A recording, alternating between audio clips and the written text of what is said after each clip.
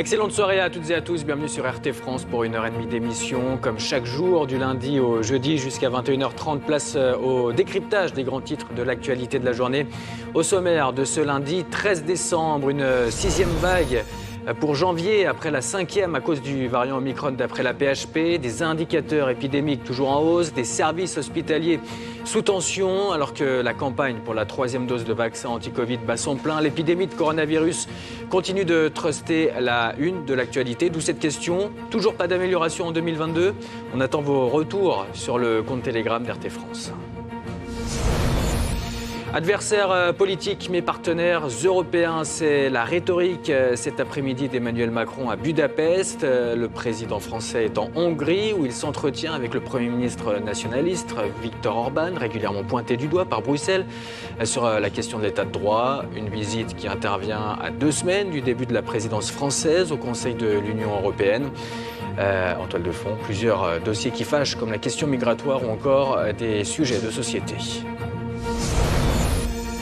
Et la question migratoire plus que jamais au cœur de la campagne pour l'élection présidentielle d'avril prochain. Alors que certains candidats plaident pour un meilleur accueil des migrants, d'autres appellent à une immigration choisie. Emmanuel Macron a exhorté la semaine dernière en conférence de presse à l'organiser entre l'Afrique et l'Europe.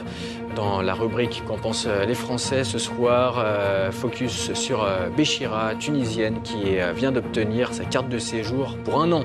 Cette historienne de formation est aujourd'hui auxiliaire de vie en région parisienne et attend une politique migratoire plus ouverte. Alors justement, comment maîtriser l'immigration? On attend vos retours sur le compte Telegram d'RT France.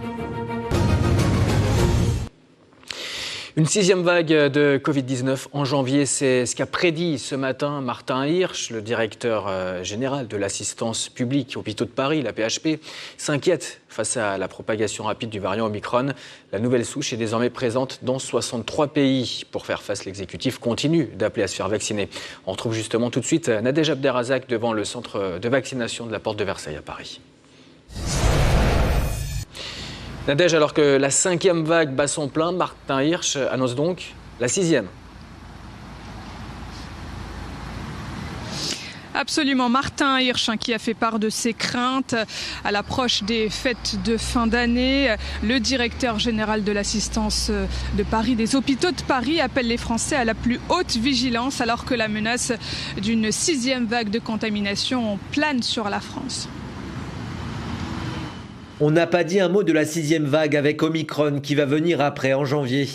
Qu'on essaie de préserver le fait qu'on se retrouve en famille, on le comprend très bien. Mais en revanche, ce n'est pas la peine d'aller faire la bamba partout, sinon on va foutre l'hôpital en carafe. Et pas la peine d'aller faire la bamba, dit donc Martin Hirsch, et même son de cloche du côté du conseil scientifique, Nadège. Absolument, des recommandations encore plus exigeantes que celles formulées l'année dernière à la même époque. Voici ce que dit le Conseil scientifique dans son dernier rapport. Pour les réunions familiales de type repas de Noël, le Conseil scientifique recommande de limiter le nombre de participants, de s'assurer que les personnes fragiles ont bien reçu leur dose de rappel, d'aérer régulièrement les locaux et de pratiquer un autotest le jour même ou un test antigénique la veille ou le jour de l'événement. Des tests de dépistage qui restent toujours à l'heure actuelle payants pour les 6 millions de Français non vaccinés, malgré cette 5e vague de Covid-19 qui connaît pourtant un triste record, celle des contaminations. 70 000 ont été enregistrés en 24 heures. C'est du jamais vu depuis le début de la pandémie et c'est Olivier Véran, le ministre de la Santé, qui le dit. Alors malgré un important taux de vaccination et l'instauration du pass sanitaire, force est de constater que la situation ne s'améliore pas, bien au contraire. De nouvelles restrictions ne sont pas à l'ordre du jour, mais restons prudents et poursuivons les efforts.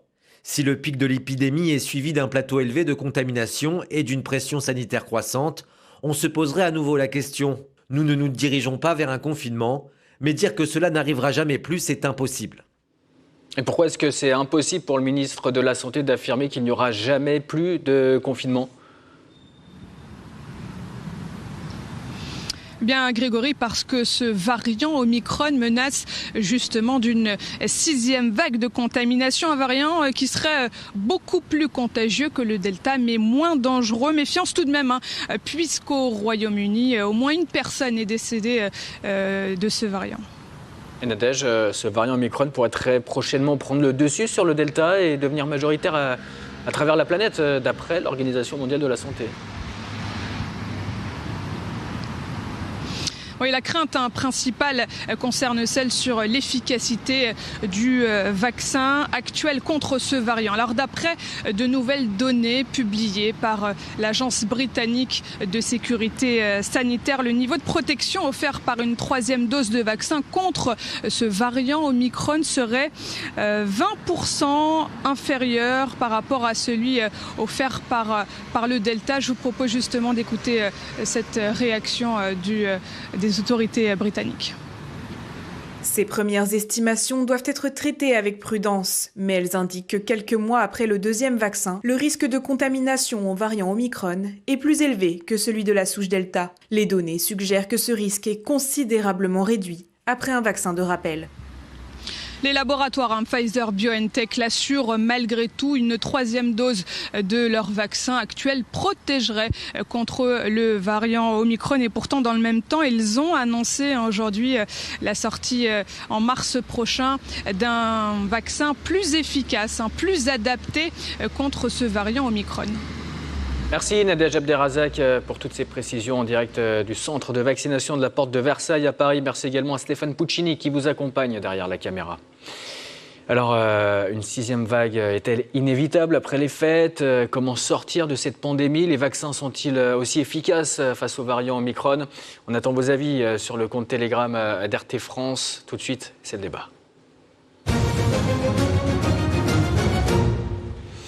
Et sur ce plateau, l'infectiologue Pierre Tadevin, bonsoir. Vous êtes le chef des maladies infectieuses au CHU de Rennes, présent également pour évoquer cette 5e, voire 6e vague.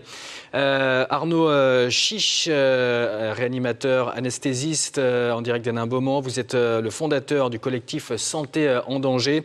Et puis Gilles Bonnefond, porte-parole de l'Union syndicale des pharmaciens. Bonsoir messieurs, merci de répondre à nos questions. Arnaud Chiche, je commence avec vous. Vous êtes le fondateur du collectif Santé en danger. Est-ce qu'on est en danger face à ce variant Omicron ?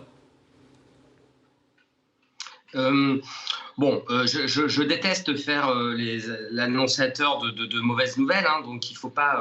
Je pense qu'il ne sert à rien d'être dans le misérabilisme et d'être dans la fatalité et de trop souffler dans des directions qui feraient peur aux Français. Il faut essayer d'avoir un discours quand même positif. Alors le discours positif, c'est que la vaccination va fonctionner contre ce variant, peut-être un peu moins bien, mais d'un autre côté, j'écoutais le professeur Flao tout à l'heure qui disait que la 3e dose risque d'entraîner vraiment une immunité très intéressante contre ce variant. Et tout l'intérêt, mais je me garderai bien d'aller trop loin parce que vous avez un éminent spécialiste sur votre plateau, mais tout l'intérêt des vaccins à ARN, c'est justement d'être capable après de s'adapter, et s'il faut faire un nouveau vaccin, il y aura un nouveau vaccin s'il y a besoin. Voilà, c'est tout. De toute façon, les Français ont compris que ce virus, il mute, et que la manière de réagir, ce serait évidemment peut-être d'améliorer le vaccin. Mais, une fois que j'ai dit ça, mon inquiétude à moi est toujours la même depuis 18 mois, c'est-à-dire depuis le Ségur de la santé. L'exécutif ne prend pas la mesure exacte du système de santé français. Voilà, donc j'ai l'impression de répéter ça comme un perroquet depuis des mois et des mois et des mois et des mois. Aujourd'hui, par exemple, à Draguignan, dans des villes comme Draguignan, comme Laval, il y a des services d'urgence qui sont fermés ou alors qui ferment la nuit. Il nous manque des lits à l'hôpital, des lits d'aval, il manque du personnel.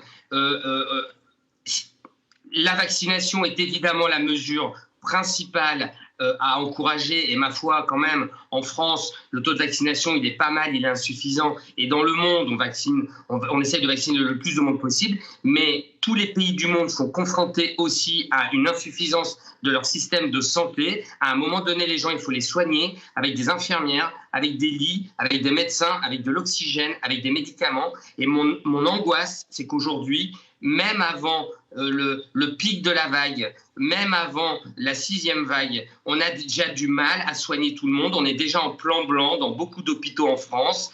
On est déjà dans certains hôpitaux en train de déprogrammer. Et donc, si vous voulez, je trouve complètement schizophrénique. Nous, on analyse, hein, donc c'est normal.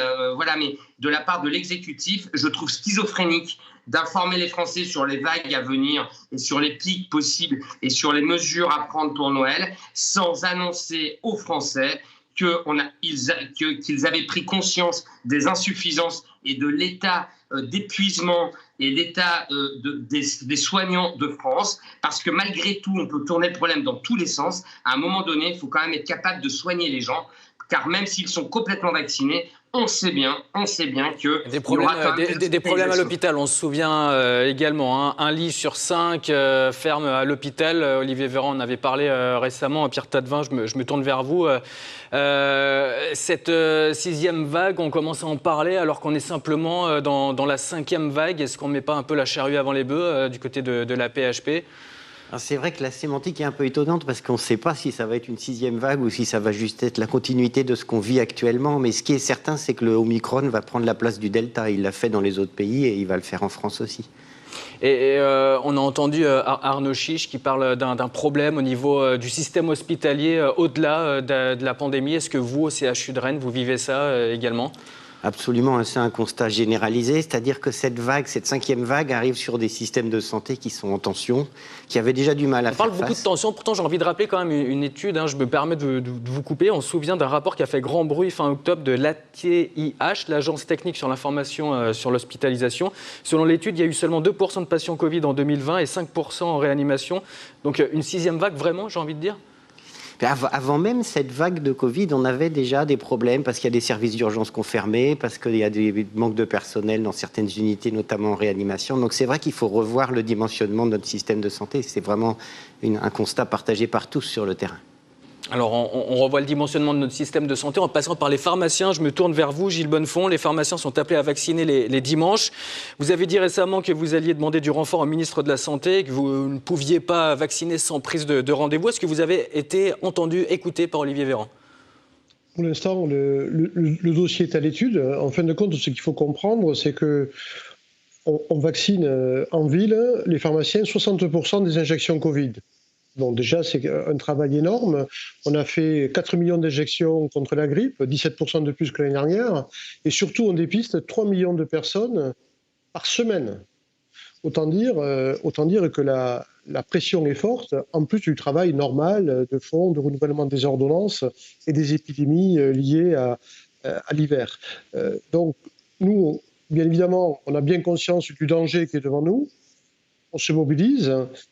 Mais ce que l'on dit, c'est que l'effort doit être partagé avec les infirmiers, avec les étudiants en médecine, avec les médecins, parce que s'il y a des volontaires pour le dimanche, eh bien, si on doit venir en renfort des centres de vaccination, on veut bien être volontaire, mais il faut que l'effort soit partagé.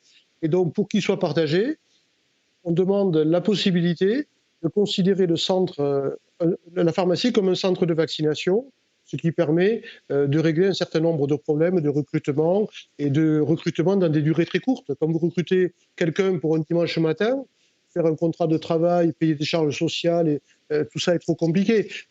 Donc voilà, on dit facilitez-nous la tâche et les pharmaciens qui seront volontaires feront ce travail parce que la vaccination, je crois que tout le monde a bien compris que ce vaccin était efficace contre le Delta.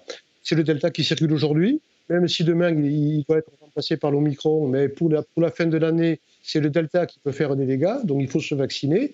C'est efficace contre l'Omicron, et après on verra la stratégie vaccinale un petit peu plus tard. Mais pour l'instant, l'objectif, c'est de vacciner tout le monde avec cette 3e dose pour les plus de 65 ans. Et je crois que le message aussi qui est important, c'est de se dépister avant les fêtes. Alors, ne venez pas en pharmacie si vous n'avez pas de symptômes. On est déjà débordé. Donc, prenez des autotests. Juste avant la réunion familiale, vous vous testez, c'est facile à utiliser.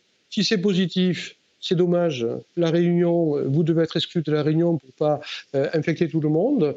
Et si vous êtes négatif, vous continuez quand même à prendre des précautions, vous vous embrassez pas, vous vous lavez les mains, et puis vous faites attention pour pas justement contribuer à la circulation du virus dans cette période où il est à un niveau très élevé. Quand on vous écoute, on a l'impression de revenir à il y a un an, pratiquement jour pour jour, où on entendait toutes ces précautions, ces mesures, le fait de se faire vacciner également. On est nombreux à être vaccinés et pourtant le virus est toujours présent et la 5e vague est forte. On parle même de 6e vague. Est-ce qu'il n'y a pas un paradoxe ? On est vacciné, mais il y a quand même énormément de cas, Pierre Tedevin. La situation, c'est qu'on a cet hiver un variant qui est plus contagieux, le Delta, et un derrière qui le sera encore plus. Et puis qu'on arrive un peu au bout de l'efficacité de la primo-vaccination qu'on a tous fait au premier semestre 2021. Enfin, beaucoup de gens l'ont fait à ce moment-là. Et donc, on arrive à la fin du deuxième semestre. Et justement, se faire vacciner tous les 5 mois à force, est-ce que c'est vraiment un vaccin ou c'est plus un traitement ? Non, on a bon espoir, d'après ce qu'ils ont mesuré avec les anticorps chez les gens qui reçoivent la 3e dose, de ne pas avoir besoin de le faire tous les 6 mois. Il en faut une 3e. C'est une dose de rappel, c'est vraiment... Parce que le professeur Delfraissy, il n'a pas vraiment dit ça dernièrement. D'ailleurs, on peut peut-être juste voir ce qu'a dit le professeur Delfraissy, oui. Puis après, je me souviens de son intervention. Je me retourne vers vous, Pierre Tedevin. J'entends parfois que la vaccination contre le Covid, ce sont 2 injections et un rappel. Moi, je vous dis aujourd'hui que je ne sais pas. Pour l'instant, c'est un rappel, mais peut-être qu'il en faudra un 2e, je ne sais pas. C'est un point important dans une crise de ce type. Je pense qu'il faut qu'on dise tout ce qu'on sait, qu'on le mette sur la table pour qu'on partage ce qu'on sait et ce qu'on ne sait pas. Donc on parle de la 3e dose en ce moment. Le professeur Delfraissy évoque une 4e dose et en l'espace de peu de temps, il dit quand même 3 fois « je ne sais pas ». Oui, mais il a raison de le dire. En fait, ça ne veut pas dire, il ne dit pas qu'il va falloir le faire tous les 6 mois. La plupart des vaccins, ce qu'on fait aux enfants, on fait 2 injections, on fait un rappel 6 mois après, et puis il faut faire quelques années plus tard. Et c'est quelque chose qu'on découvrira avec le recul. Quand on aura suivi les anticorps des patients, on saura s'il faut réinjecter à 1 an, à 2 ans, à 5 ans. Mais ce n'est pas parce qu'il faut le faire à 6 mois maintenant qu'on aura besoin de le faire tous les 6 mois. Ça, c'est un message important. En tous les cas, vous comprenez quand même les Français qui se posent beaucoup de questions et qui sont un peu déconcertés, décontenancés quand on voit tout ça.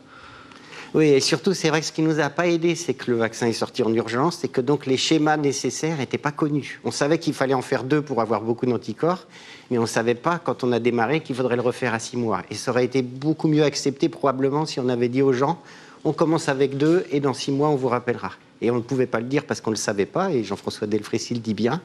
Donc il faut que les Français comprennent qu'il y a des choses qu'on découvre en cours de route. Et en même temps, Arnaud Chiche l'a dit, et c'est vraiment important, on a, avec cette 3e dose, une très bonne efficacité qui protège nos hôpitaux, qui nous protège contre le Omicron. Selon une étude britannique, on parle de 75% d'efficacité face au variant Omicron. Justement, je me tourne vers vous, Arnaud Chiche. Est-ce qu'on a suffisamment de recul, ce variant Omicron? On le connaît depuis quoi? Une quinzaine de jours. Il est apparu en Afrique du Sud. Là, on parle déjà d'une efficacité à 75%. Est-ce qu'on a suffisamment de recul pour se dire c'est bon, 75%, on peut recevoir cette 3e dose et on va être protégé face au variant Omicron? On manque un peu de temps. Vous savez, il faut bien comprendre qu'on manque de temps encore pour avoir ces réponses-là. C'est pas pour gagner du temps, par contre, qu'on vous dit ça. C'est la vérité. Vous savez bien comment ça se passe, le Covid. On a les infos un peu au fur et à mesure. On est en train de vivre une épidémie en live. C'est-à-dire qu'on n'a pas tellement de références antérieures. Et donc, on doit avoir l'humilité. Et ça, je comprends bien que pour les Français, c'est difficile à comprendre, à entendre. Mais nous, vous savez, il faut bien comprendre que nous, les médecins, les scientifiques, depuis le premier jour où on a dû soigner ces patients-là, on n'a pas cessé d'apprendre des nouveaux signes cliniques, des nouvelles prises en charge thérapeutiques. On est dans un moment de grande plasticité où les informations, elles arrivent un peu au fur et à mesure. Mais je voudrais encore une fois appuyer mon propos.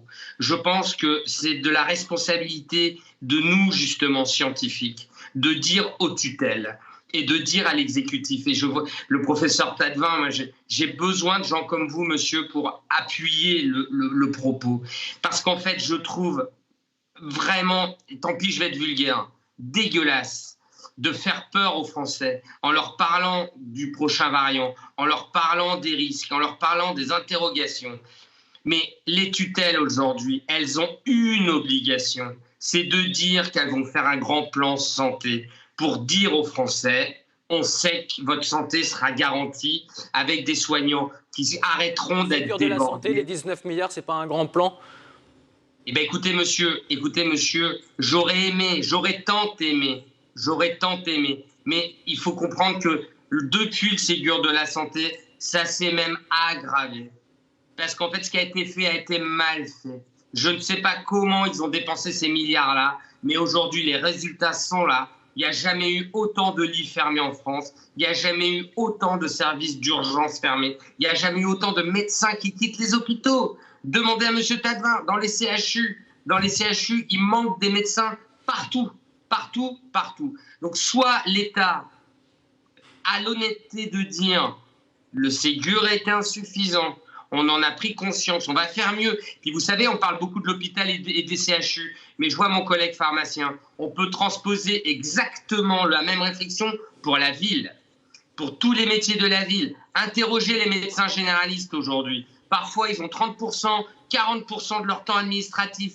On les embête avec des fichiers administratifs à remplir. C'est autant de temps qu'ils n'ont pas pour aller voir. Alors du premier confinement, on a beaucoup parlé de la surcouche administrative qui a beaucoup été un frein à tout ce qui s'est passé lors du premier confinement. Je me tourne vers vous, Gilles Bonnefond. Vous avez dit tout à l'heure, avant les fêtes de fin d'année, allez-vous tester, respecter les gestes barrières. Justement, le Conseil scientifique a publié aujourd'hui son avis sur la situation épidémique en cette fin d'année et recommande donc de limiter le nombre de personnes à table au repas de Noël, de s'assurer que les convives aient bien reçu leur dose de rappel. Ça rappelle pas un peu quand même ce qui s'est passé l'an passé, papy et mamie mangent la bûche dans la cuisine, le côté infantilisation, est-ce que ça va pas revenir sur le devant de la scène ? Je ne pense pas que ce soit de l'infantilisation. C'est de rappeler simplement des bons réflexes de distanciation sociale, d'hygiène, de faire attention, de ne pas embrasser. Je crois que c'est du bon sens. On sait que le virus se transmet comme ça. Donc on réexplique, on rappelle... Justement, les Français, ça veut dire qu'ils les Français, ils ont complètement oublié ça ou... Oui, ils ont relâché. On s'est relâché, on a enlevé les masques plus tôt, on a moins fait attention, on commence à se rembrasser, on fait des soirées, on commence à faire des pots, etc. On va faire la bamba, a dit Martin Hirsch. Oui, mais c'est simplement, quand le virus ne circule pas, on peut retrouver une activité quasi normale. Quand le virus circule, il faut retrouver les bons réflexes. Là, le virus, il n'a jamais circulé aussi vite et aussi fort, avec, comme vous le disiez, un variant Delta beaucoup plus contaminant. Donc, on reprend les bons réflexes et on évite de propager le virus. Et donc, ce qu'on doit comprendre, c'est que la vaccination n'est pas une porte qui se ferme et qui empêche le virus de rentrer dans le corps. Sauf que quand il rentre, eh bien, on a l'outil pour l'attaquer beaucoup plus vite. Donc, on est moins contaminant parce que sa charge virale diminue. Et puis, on a moins de risques de se retrouver aux urgences et en service de réanimation à l'hôpital. Mais ça n'empêche pas de l'attraper. Il vaut mieux ne pas l'attraper. Et donc, pour ne pas l'attraper, eh bien, et pour éviter la circulation, les gestes barrières, voilà, il faut le rappeler. Vous savez, juste avant les vacances de Toussaint, on a dit aux enfants, vous pouvez enlever le masque. Il n'y avait pas de circulation de virus. Manque de chance, juste à la rentrée, il faut remettre le masque. Et donc, on voit bien que c'est un effort pour les gamins de se remettre avec le masque. Et donc, tout ça, c'est très difficile à gérer parce qu'on est dépendant d'une chose qu'on ne maîtrise pas, c'est la circulation du virus et sa virulence. Voilà, donc on s'adapte. Et je trouve, franchement, pas mal d'agilité. Alors, on peut regretter, c'est ce que disait le docteur Chiche, hein, qu'on fait le constat que ça manque de moyens depuis très très longtemps.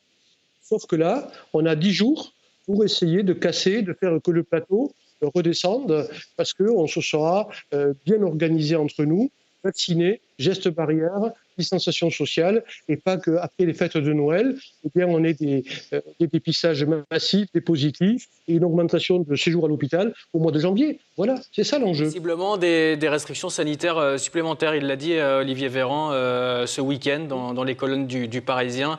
Il n'y a pas de reconfinement de prévu, mais rien n'est impossible. Il faut lire entre les lignes. S'il commence à parler de reconfinement, même s'il dit qu'il n'y a pas de reconfinement de prévu, c'est pour préparer la population à un confinement, c'est ça ? Moi, je vois plutôt ça comme de l'honnêteté, c'est de dire qu'on ne sait pas ce qui va se passer. Il faut faire attention, éviter ça. Et je pense que toutes les règles qui sont proposées par le Conseil scientifique, là, c'est pour essayer d'éviter pire. Et on peut y arriver. On revaccine bien tout le monde, on fait attention pendant les fêtes et on peut espérer que ce soit suffisamment raisonnable au mois de janvier pour qu'on puisse garder cette façon de vivre qu'on a actuellement en attendant des jours meilleurs. Et donc éviter cette 6e vague que prédit Martin Hirsch. Le mot de la fin pour vous rapidement, Arnaud Chiche. Cool. J'avais pris une petite note en écoutant vos invités. Moi, c'est bien que de réaffirmer les gestes barrières, l'aération, d'encourager la vaccination. Tout ça, c'est des mots-clés. Je suis à peu près certain que les Français n'ont pas oublié ce que c'était les gestes barrières et qu'ils vont faire gaffe à Noël. Par contre, je suis absolument certain que l'État français a oublié ses soignants. En cela, il est malhonnête. Vous avez levé la main, Gilles Bonnefond, rapidement. Ouais, un petit mot d'optimisme. Moi, je trouve que les Français se sont bien comportés. On a quand même plus de 52 millions de Français qui se sont vaccinés. Il en reste encore entre 5 et 6 millions qui ne sont pas vaccinés. Qui aurait parié un tel résultat au mois de mai ? Donc, j'ai une prise de conscience de la part des Français de bien se protéger contre ce virus, parce que ce virus est dangereux. Et 120 000 morts en France à cause de ce virus, eh bien, c'est quelque chose qui doit interpeller, parce que c'est 120 drames familiaux, 120 décès dans des conditions extrêmement difficiles, et on voit que ce virus commence à attaquer les jeunes. Donc, voilà, je trouve que par rapport à d'autres pays, eh bien, les Français se sont assez bien mobilisés contre ce virus. Merci messieurs d'avoir répondu à nos questions. Merci donc Gilles Bonnefond. Je rappelle que vous êtes le porte-parole de l'Union syndicale des pharmaciens. Merci Arnaud Chiche, médecin anesthésiste réanimateur et fondateur du collectif Santé en danger. Et puis Pierre Tattevin, infectiologue, chef du service des maladies infectieuses au CHU de Rennes. Et un premier décès lié au variant Omicron a été enregistré aujourd'hui au Royaume-Uni. Le pays fait face à une multiplication des contaminations au Covid-19 et s'attend à un raz-de-marée d'ici la fin du mois de décembre. De nouvelles mesures sanitaires sont entrées tout à l'heure en vigueur. Victor Lassalle. De longues files d'attente devant les centres de vaccination de Londres. Pour les Britanniques, l'heure est à la dose de rappel. Le Royaume-Uni compte aujourd'hui plus de 3000 cas de malades du variant Omicron et près de 50 000 nouveaux cas positifs au Covid-19 en 24 heures. Un tiers des infections à Londres seraient liées au nouveau variant. Pour faire face à cette menace qui gagne du terrain, le gouvernement britannique a décidé d'accélérer sa stratégie. Nous déclenchons la mission nationale de soutien d'urgence Omicron, un dispositif inédit dans notre programme de vaccination afin d'accélérer les choses. Il y a 2 jours, j'ai annoncé qu'on allait fournir une dose à chaque adulte éligible d'ici à la fin janvier. Désormais, étant donné l'urgence qu'impose le variant Omicron, j'avance cette échéance d'1 mois entier. Chaque Britannique de plus de 18 ans aura la possibilité de recevoir une nouvelle dose d'ici à la fin de l'année.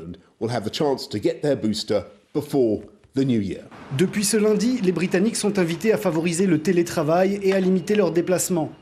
De leur côté, les autorités ont mis en place plusieurs mesures fortes, à commencer par la multiplication des centres de vaccination, ouverts 7 jours sur 7, avec des horaires étendus pendant les vacances. D'ores et déjà, les Britanniques affluent et forment de longues files d'attente pour obtenir leur booster. J'ai 37 ans. On a pensé qu'on allait pouvoir profiter de notre semaine, mais aujourd'hui, c'est mon jour de repos, alors j'ai décidé de rester. On m'a dit que ça pouvait prendre quelques heures, mais je vais tenter le coup. Je suis allée sur le site web et j'ai suivi les différentes étapes. J'ai voulu sélectionner un lieu précis, j'ai cliqué dessus et ça m'a renvoyé au début. J'ai fait ça environ 6 fois. Cela m'a pris une demi-heure. Puis je me suis dit que je n'avais qu'à y aller directement. Le gouvernement britannique veut également inciter les médecins généralistes, les hôpitaux et les pharmaciens à administrer les vaccins en déployant une quarantaine d'équipes de planificateurs militaires pour fluidifier l'organisation logistique. Par ailleurs, depuis vendredi dernier, le port du masque est redevenu obligatoire dans tous les lieux publics et les magasins. Depuis ce lundi, un pass sanitaire ou un test négatif est devenu indispensable pour participer à de grands rassemblements ou aller en boîte de nuit. Malgré cela, le ministre britannique de la Santé a exprimé ce lundi sa profonde inquiétude. Depuis que nous avons connaissance du variant Omicron, notre stratégie a été de gagner du temps pour l'évaluer et mettre en place une réponse appropriée. Ce que nous savons, c'est qu'Omicron se répand à une vitesse phénoménale et inédite. Les infections doublent tous les 2 ou 3 jours. Cela signifie que nous sommes confrontés à un raz-de-marée. Nous sommes encore une fois dans une course entre la vaccination et l'avancée du virus. Aujourd'hui, plus de 80% des Britanniques âgés de 12 ans et plus ont déjà reçu 2 doses de vaccin et 40% des adultes ont eu 3 doses. Pour parvenir à l'objectif que s'est fixé le gouvernement, il faudrait administrer 1 million de doses par jour d'ici au 31 décembre. Et on vient de l'entendre, le Royaume-Uni craint donc un raz-de-marée du variant Omicron. On s'intéresse à la situation sur place avec Bharat Pankhania, expert en maladies infectieuses à l'université d'Exeter. C'est la rubrique Vue de l'extérieur. Bonsoir Bharat Pankhania, merci de répondre à nos questions ce soir sur RT France. L'an passé, à la même époque à peu près, on se souvient du variant Alpha qui faisait son apparition en Grande-Bretagne. Maintenant, c'est le variant Omicron. Les hivers se suivent et se ressemblent.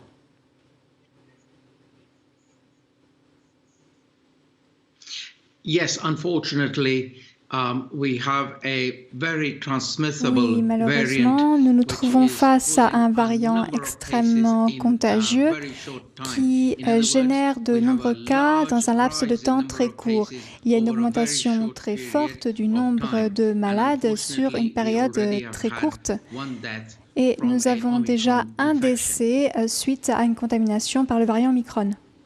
Ce variant Omicron représenterait outre-Manche un tiers des cas. Comment expliquer une telle propagation ? Il est de toute évidence plus contagieux. Et la façon dont il se répand et le nombre de cas dans tout le pays montrent que le variant était déjà présent dans le pays avant qu'il apparaisse en Afrique du Sud, avant que l'Afrique du Sud l'identifie sur son territoire. Il circulait déjà dans le pays et il est très contagieux. Cela explique donc cette augmentation rapide du nombre de cas. Le problème, c'est qu'au Royaume-Uni, nous avions relâché les mesures de prévention. Lorsqu'on ne porte pas le masque dans les lieux publics, dans les transports, dans les écoles, lorsque les boîtes de nuit et les restaurants sont ouverts, alors les contaminations dans ces lieux sont nombreuses et cela explique cette explosion. Vous l'avez évoqué, on l'a déjà entendu, il y a donc eu un décès face à ce variant Omicron en Grande-Bretagne aujourd'hui. Et selon une étude britannique, l'efficacité des vaccins serait de 75% face à cette nouvelle souche. Est-ce que vous en savez un petit peu plus ? Est-ce que vous pouvez rassurer un petit peu les téléspectateurs ? Il y a tout le temps de nouveaux variants, plus on se vaccine, plus les variants arrivent. Quand est-ce que va se finir cette pandémie ?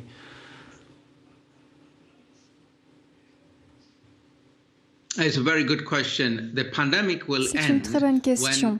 La pandémie sera finie lorsque le Royaume-Uni, l'Union européenne, les États-Unis, le Canada, les pays riches travaillent ensemble afin de vacciner les régions pauvres du monde, là où il n'y a pas d'immunisation.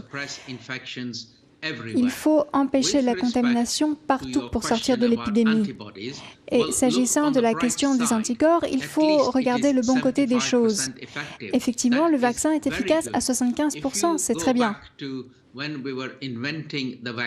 Lorsque nous développions les vaccins, nous disions que si le vaccin est efficace à 50%, alors ce serait un bon résultat. Je ne souhaite pas que votre public pense qu'une protection à 75% n'est pas bonne. De plus, après le rappel vaccinal, ce taux de protection passe à 80 voire 90%. Mais la solution doit être la vaccination de l'Afrique et d'autres régions du monde où il n'y a pas de vaccin pour le moment. Et quelle est la situation en ce moment même dans les hôpitaux britanniques? Dans quel état d'esprit sont les soignants à l'approche des fêtes de Noël? Est-ce qu'ils sont à bout? Est-ce qu'ils sont exaspérés?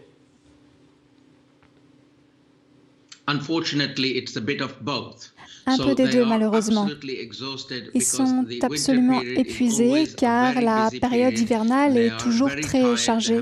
Ils sont très fatigués. Ils travaillent depuis 12 mois. Et effectivement, ils ont été exaspérés par les récentes informations.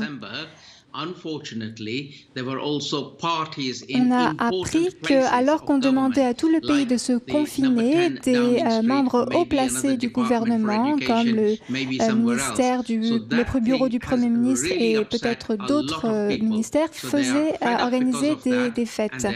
Donc cela a vraiment mécontenté, a vraiment exaspéré de larges pans de la population, alors qu'ils travaillent depuis si longtemps et sous autant de pression.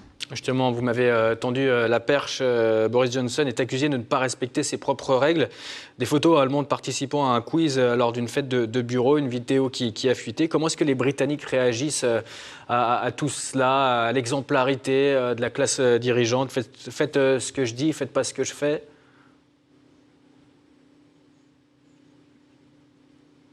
C'est effectivement une grande déception. Je travaille moi-même sur le terrain. Lorsque Dominic Cummings a enfreint la loi, il y a eu un choc, une exaspération et une tendance de certaines personnes à ne plus respecter les règles. Et on se rend compte que cela s'est reproduit à Downing Street. Il y aurait peut-être eu des fêtes, il y aurait peut-être eu des rassemblements.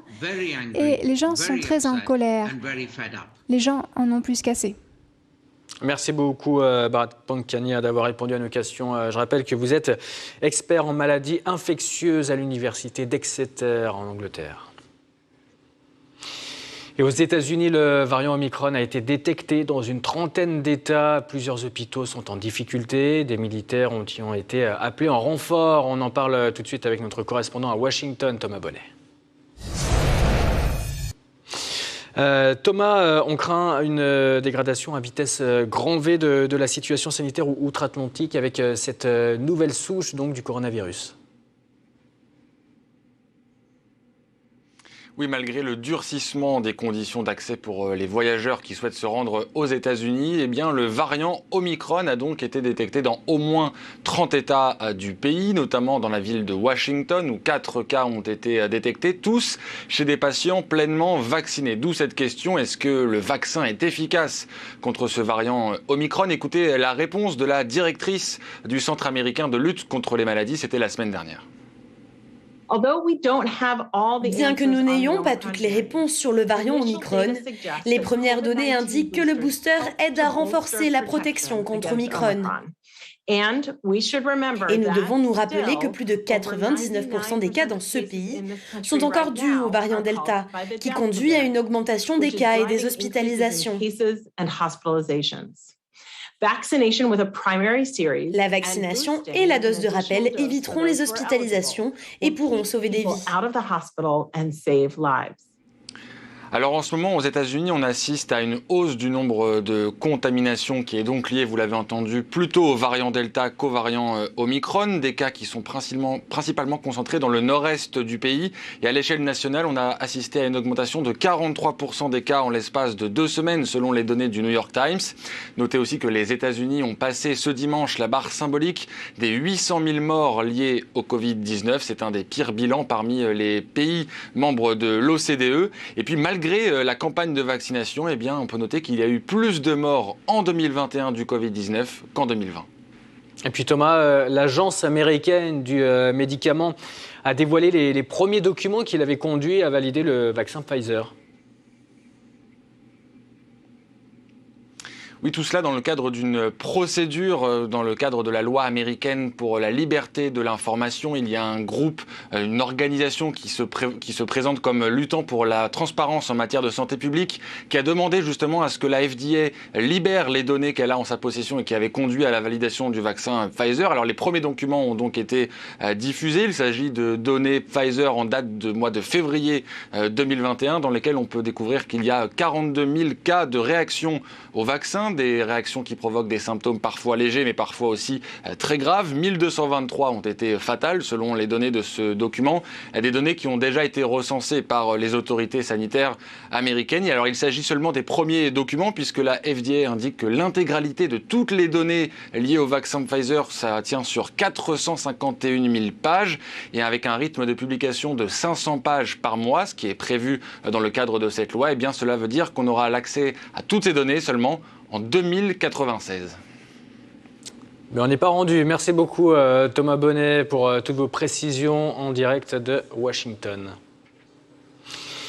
Partenaire malgré les divergences, c'est l'argumentaire tout à l'heure d'Emmanuel Macron face à Viktor Orban. Le président français est à Budapest, un déplacement dans le cadre d'un sommet des pays du groupe de Visegrad qui regroupe la Hongrie donc, mais également la Pologne, la République tchèque et la Slovaquie. Une visite qui intervient à quelques encablures de la présidence française du Conseil de l'UE au menu franco-hongrois. Les points qui fâchent et les points de convergence. Nicolas Petit. Quelques semaines après Éric Zemmour et Marine Le Pen, Emmanuel Macron est à son tour venu rendre visite à celui qu'il cite régulièrement comme le chef de file des souverainistes de l'Union européenne.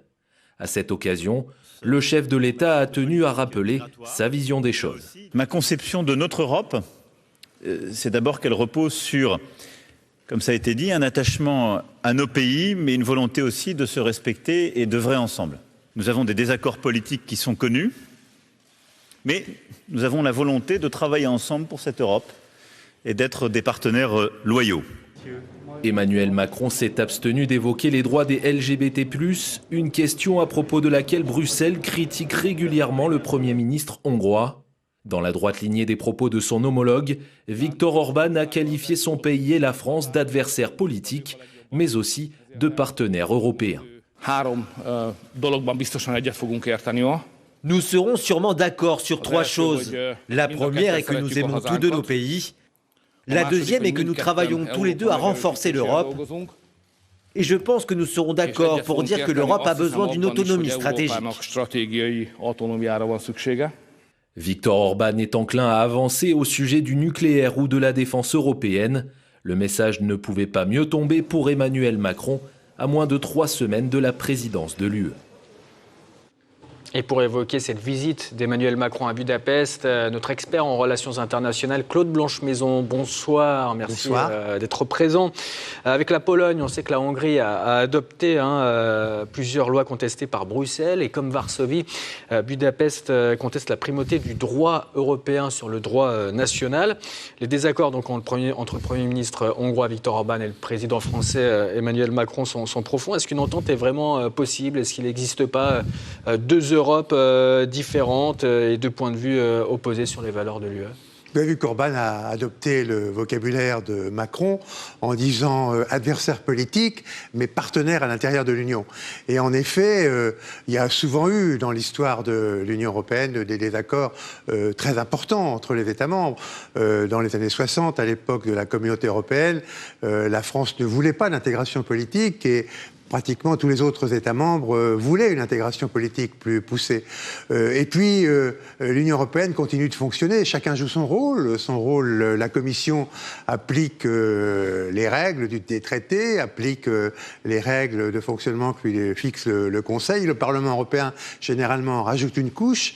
Et puis, la présidence tournante, tous les 6 mois, eh bien, essaie de trouver des compromis, essaie de trouver une voie en facilitant l'élaboration de compromis. Alors, c'est ce que fait Macron. Dans le fond, il a fini aujourd'hui sa tournée des 27 capitales, puisque personne n'était allé en Hongrie depuis un bon moment. Effectivement, dans le fond, il s'est aperçu, comme il le savait, que ni Orban ni le Premier ministre polonais ne souhaitaient quitter l'Union européenne. En fait, il était l'invité aussi du groupe de Visegrad, comme vous l'avez dit tout à l'heure, et les 4 membres du groupe de Visegrad, Hongrie, Pologne, République tchèque et Slovaquie, ont voulu discuter avec lui de ses projets pour le futur semestre de présidence française. Et effectivement, il y a un certain nombre de points de convergence. Donc, la vie continue dans l'Union européenne, malgré des désaccords profonds qui subsisteront sur certains sujets. Mais ça n'empêche pas d'avancer sur les autres. Vous avez évoqué des points de convergence, justement. Budapest reste un allié sur des sujets comme les investissements, le nucléaire ou encore la défense européenne. Mais qui a le plus à perdre, la France ou la Hongrie ? Alors, sur les 3 principaux points de convergence, il y en a d'ailleurs quelques autres, comme la politique agricole commune, comme l'encadrement des GAFA, comme le numérique et quelques autres. Je crois qu'il faut prendre les points un par un. Le nucléaire, c'est effectivement une spécialité française, puisque 75% de notre énergie électrique est d'origine nucléaire. Par conséquent, l'appui donné par le groupe de Visegrad est important pour la France. De la même façon, sur les investissements, après tout, le plan de 750 milliards pour la relance européenne, après la crise du Covid, c'est un peu une idée franco-allemande, disons une idée française, qui a été ensuite relayée par Mme Merkel, qui a changé d'ailleurs d'avis à cette occasion. Donc, ceci va plutôt dans le sens des propositions françaises. Emmanuel Macron, certes, a rencontré Viktor Orban, mais il a rencontré également les opposants de Viktor Orban. On peut parler d'une séquence quand même hautement politique, à quelques jours du début donc, de la présidence tournante du Conseil de l'Union européenne et à 4 mois de la présidentielle. Alors, probablement que M. Macron pensait que pour ne pas essuyer des critiques virulentes à Paris, il fallait aussi qu'il rencontre les dirigeants de l'opposition. Et on le fait de temps à autre dans les visites officielles entre pays démocratiques, quand les visites sont assez rares. Donc il a rencontré en effet à l'ambassade de France les leaders de l'opposition de façon à bien montrer que M. Orban, qui va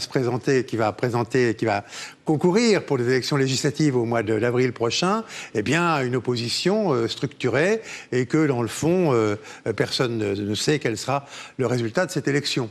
Justement, donc la présidentielle en France en avril et également au printemps prochain, vous venez de l'évoquer, les élections législatives en Hongrie. Est-ce que Emmanuel Macron fait pas un petit peu aussi la campagne de Viktor Orban en allant le voir là ? Je suis pas sûr que ce soit dans son idée de faire la campagne de Viktor Orban.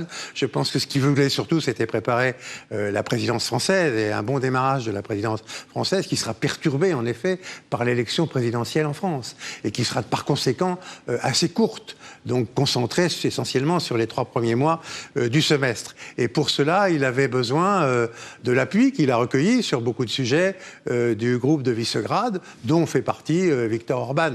Donc pour lui, c'était une bonne opération en tant que futur président de l'Union européenne pendant quelques mois.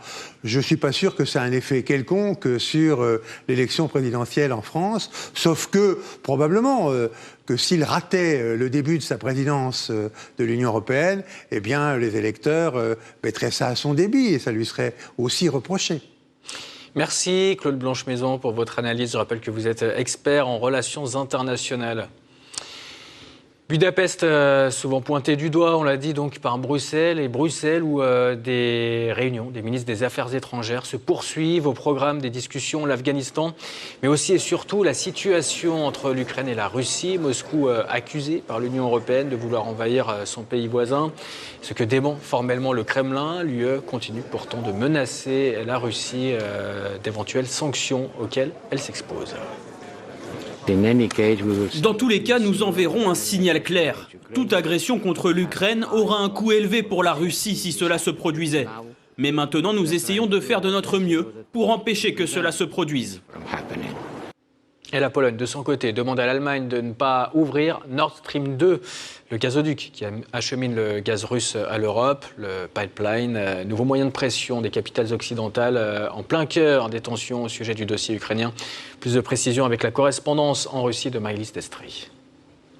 Alors que Berlin conditionne la mise en service du gazoduc à la désescalade par la Russie des tensions à sa frontière avec l'Ukraine, Moscou souhaiterait que l'Occident appelle également Kiev à cette désescalade, mais aussi au respect des accords de Minsk. Le travail avec le régulateur se poursuit. L'entreprise satisfait à toutes les normes du régulateur. Il suffit d'être patient, c'est un travail technique, bureaucratique et juridique. Donc le travail se poursuit à cet égard. Ne nous empressons pas. Quant aux nouvelles menaces contre la Russie, avertissements ou menaces, nous comprenons parfaitement cette position. Inutile de le répéter 10 fois.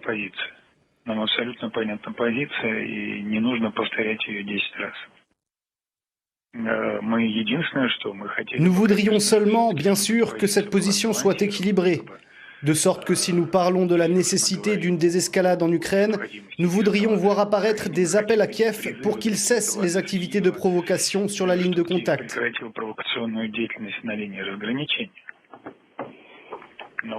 Mais malheureusement, nous ne voyons aucun appel adressé à Kiev et nous saluerions encore plus un appel lancé à Kiev pour qu'il s'acquitte de ses obligations en vertu des accords de Minsk.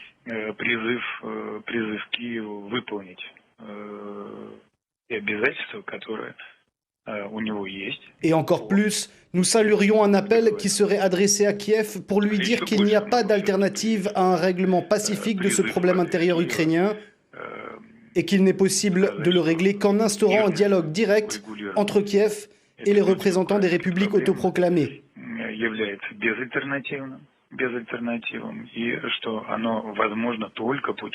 Mais malheureusement, nous ne voyons pas non plus de telles déclarations.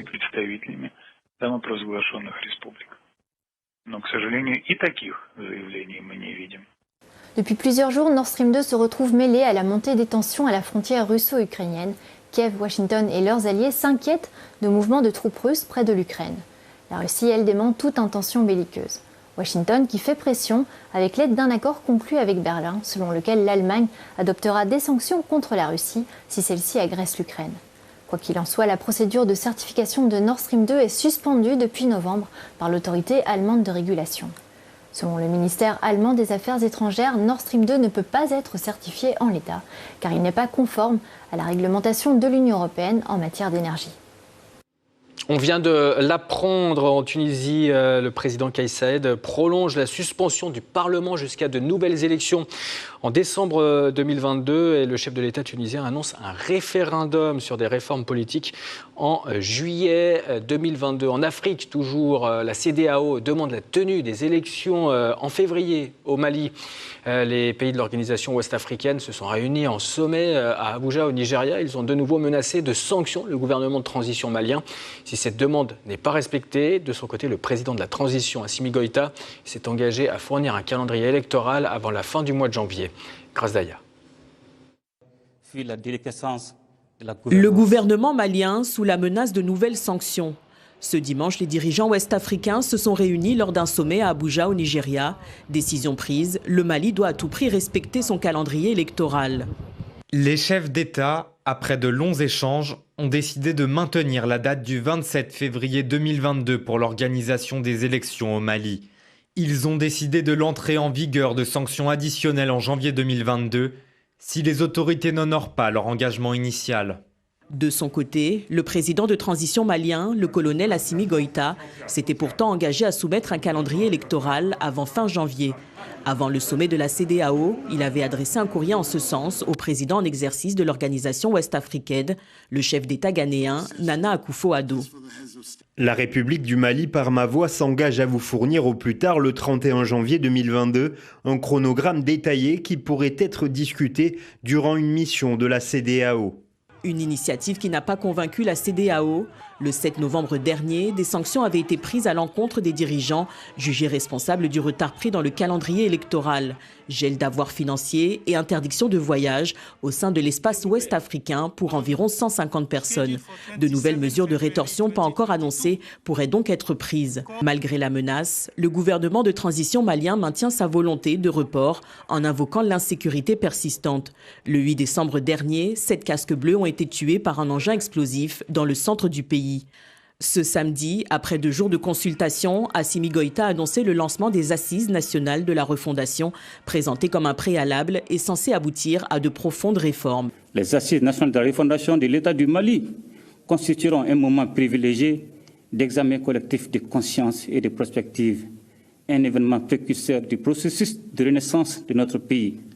C'est l'occasion rêvée de suspendre les clivages politiques, sociaux et idéologiques pour créer une dynamique novatrice de mobilisation sociale autour des idéaux historiques de la nation malienne. Des assises très critiquées au Mali, de nombreux groupes signataires d'un important accord de paix au Mali ont dénoncé leur exclusion, ce qui laisse présager de nouveaux retards à la présentation d'un calendrier électoral. Allez, restez sur RT France. Dans un instant, zoom sur la question migratoire, plus que jamais au cœur de la campagne pour l'élection présidentielle d'avril prochain. Alors que certains candidats plaident pour un meilleur accueil des migrants, d'autres appellent à une immigration choisie. A tout de suite.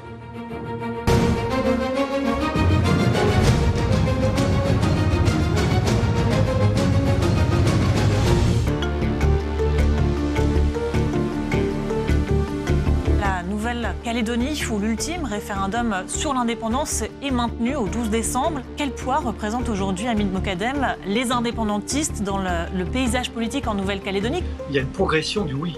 Le peuple originel concerné par l'indépendance, il l'a dans le sang. Qu'en représente la France pour la société calédonienne? Il n'y a pas une haine ou un rejet de la France, mais c'est un lien quand même qui n'est pas ça, c'est un lien de consumérisme, d'assistanat. Ou ce que disait un économiste, une économie assistée sous perfusion. Si on fait des statistiques cruelles, on peut trouver plus de canaques dans les prisons, dans les hôpitaux psychiatriques ou aux marges des sociétés, que dans la réussite au niveau social.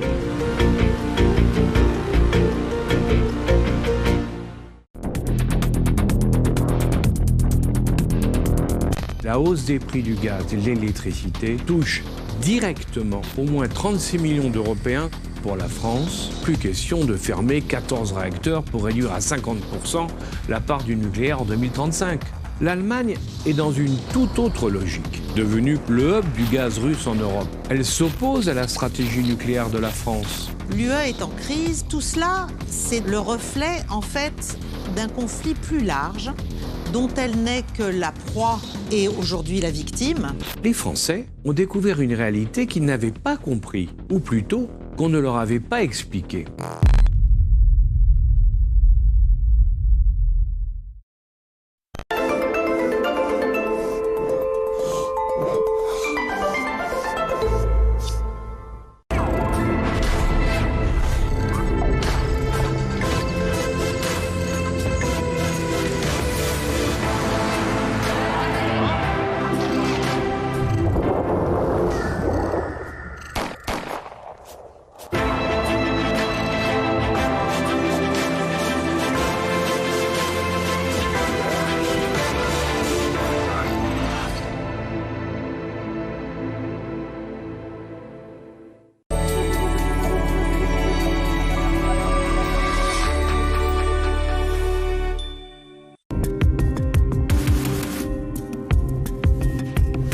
Un des freins, a priori, du nucléaire, c'est l'émergence des nouvelles sources d'énergie. Aujourd'hui, nous sommes le pays qui produit l'électricité la plus décarbonée au monde. On peut rêver à couvrir toute la planète d'éoliennes, mais quand ça produit un tiers du temps, que fait-on pour le reste? Puis, il y a aussi la démographie. Pensons toujours à l'Afrique quand même, avec 1 milliard d'habitants en plus. La surface de l'Afrique ne sera pas suffisante pour mettre des panneaux solaires. Ou sinon, ça se fera au détriment de l'agriculture. On joue aux apprentis sorciers, y compris au niveau européen. Quand un pays comme l'Allemagne décide du jour au lendemain d'arrêter le nucléaire, rouvre des centrales à charbon, l'Allemagne est le plus gros pollueur européen aujourd'hui. Le GIEC, qui a sonné l'alarme sur les risques du réchauffement climatique, dit bien que les besoins en électricité sont considérables. D'ici 2050, il faudra 50% de production électrique en plus. Comment va-t-on faire ?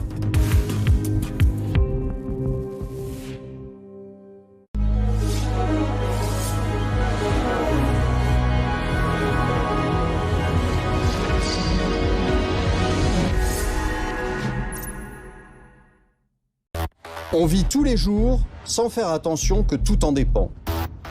C'est l'unité de mesure de toute chose, une convention admise par tous. S'il lui arrive quelque chose, tout s'arrête.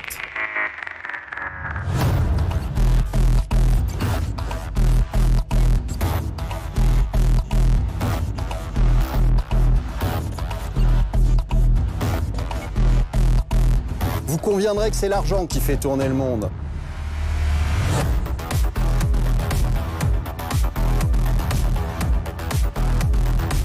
Peu importe que ce soit des bitcoins ou du bon vieux cash, nous vous parlerons de tout sans langue de bois.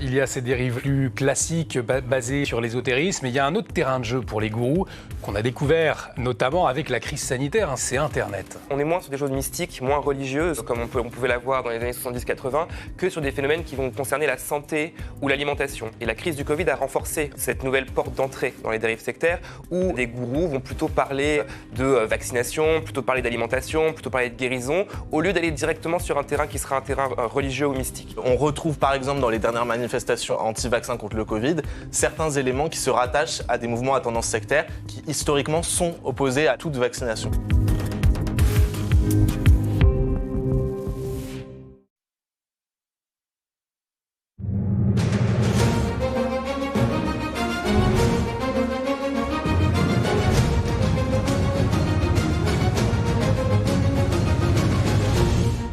De retour sur RT France, il est 21h, très heureux de vous retrouver pour la deuxième partie de l'émission. Au programme, la question migratoire plus que jamais au cœur de la campagne pour l'élection présidentielle. Alors que certains candidats plaident pour un meilleur accueil des migrants, d'autres appellent à une immigration choisie, comme Emmanuel Macron qui a exhorté la semaine dernière à organiser celle-ci entre l'Afrique et l'Europe.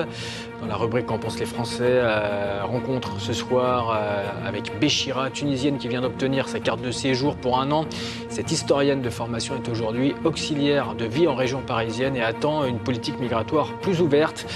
Justement, comment maîtriser l'immigration? On attend vos retours sur le compte Telegram d'RT France. À 4 mois donc de l'élection présidentielle, la question migratoire fait partie des sujets prioritaires de la campagne. Nouvelle illustration avec le meeting d'Anne Hidalgo à Perpignan ce week-end. La candidate PS qui s'est voulue offensive sur le sujet, sur les terres d'une municipalité dirigée par le Rassemblement national. L'immigration, thème privilégié d'Éric Zemmour, en déplacement ces derniers jours en Arménie en compagnie de Philippe de Villiers.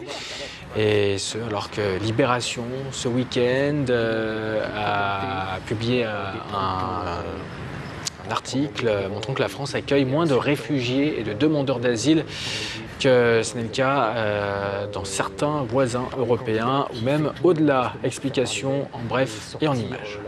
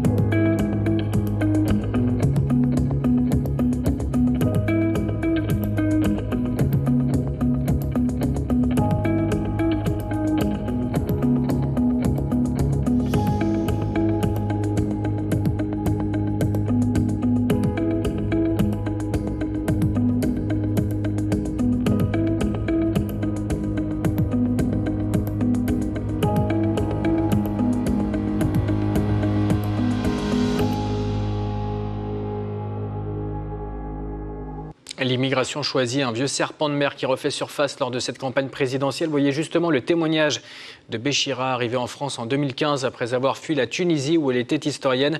Katia Peknik est allée à sa rencontre. Je suis place de la République à Paris et je vais aujourd'hui à la rencontre de Béchira qui est tunisienne, qui travaille en France mais qui a des problèmes de papier. Bonjour Béchira, comment allez-vous? Bonjour Katia, vous allez bien? Alors là, vous êtes avec vos camarades aujourd'hui pour une mobilisation. En quoi ça consiste? C'est important pour vous de vous mobiliser? Bien sûr, aujourd'hui c'est le rassemblement hebdomadaire de la coordination 75 des sans-papiers. Chaque semaine, on est ici à la République. C'est un combat pour la régularisation et pour la dignité des sans-papiers. Laurent Chemin, c'est important de vous mobiliser aux côtés de Béchira? Oui, c'est très important. Non seulement à travers la lutte, aujourd'hui je le considère comme une sœur. Elle est tunisienne, moi je suis malien, mais on a fait pas mal de choses ensemble. C'est quelqu'un de dynamique, quelqu'un de courageux, c'est quelqu'un d'extraordinaire. On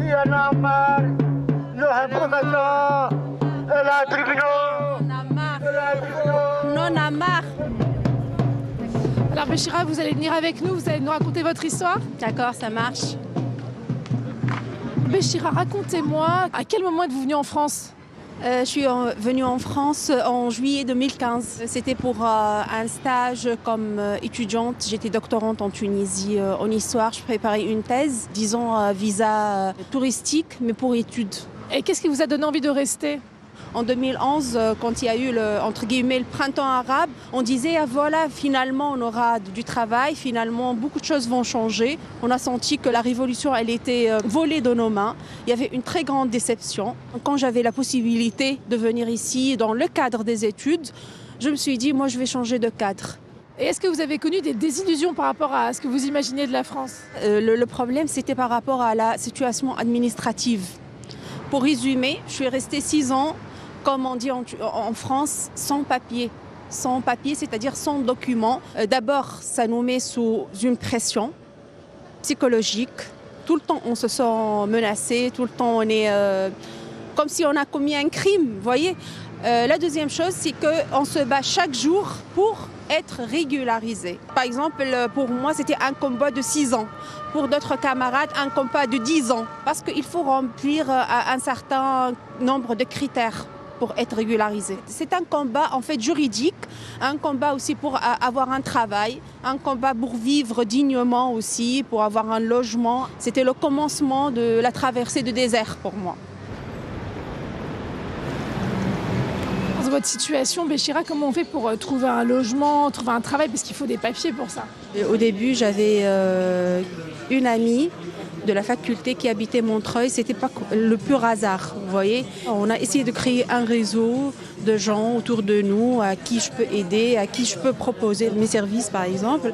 J'avais de la chance de tomber sur des employeurs qui vraiment, ils m'ont embauché, ils m'ont déclaré. Jamais j'étais exploitée moi par exemple au travail. Moi j'avais de la chance que j'ai eu de mes amis qui m'ont loué leur appartement, ils m'ont donné aussi des quittances de loyer.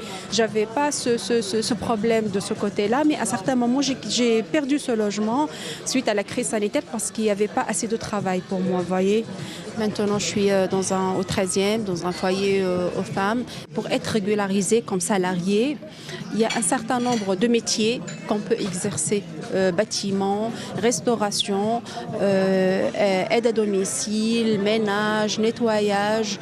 Moi, je voulais bien exercer, par exemple, quelque chose qui va avec ma formation initiale. Mais là, je suis obligée de faire un métier bien déterminé parce que j'étais régularisée comme auxiliaire de vie, comme aide à domicile et pas autre chose.